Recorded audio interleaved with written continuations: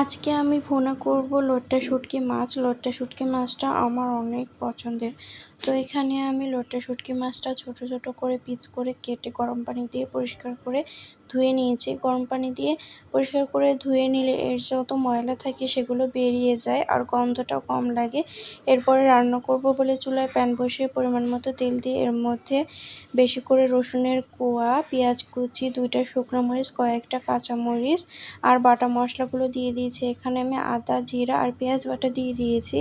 এরপরে স্বাদমতো লবণ, হলুদের গুঁড়া, কিছুটা পরিমাণে ঝালের গুঁড়া দিয়ে ভালো করে মশলাটাকে কষিয়ে নেব। ভালো করে মশলাটা কষানো হয়ে গেলে এর মধ্যে দিয়ে দেব শুটকি মাছগুলো। শুটকি মাছগুলো মশলার সাথে ভালো করে ভাজবো কিছুক্ষণ, এতে করে যে গন্ধটা সেটা একদমই থাকবে না। এরপরে অল্প একটু পানি দিয়ে দেব মাছটা সিদ্ধ হওয়ার জন্য। এরপরে কিছুক্ষণ রান্না করে নেব। শুটকি মাছটা কিন্তু অবশ্যই ভুনা করে রান্না করব, তাহলে খেতে বেশি ভালো লাগবে। তো দেখতে পাচ্ছেন আমার মাছটা কিন্তু একদম সুন্দর করে ভুনা করা একদম কমপ্লিট।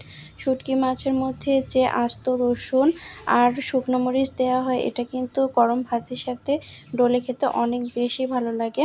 আর আমার এই মাছের রেসিপিটা আপনাদের কেমন লেগেছে অবশ্যই কমেন্ট করে জানাবেন। সবাই ভালো থাকবেন, সুস্থ থাকবেন। আল্লাহ হাফেজ।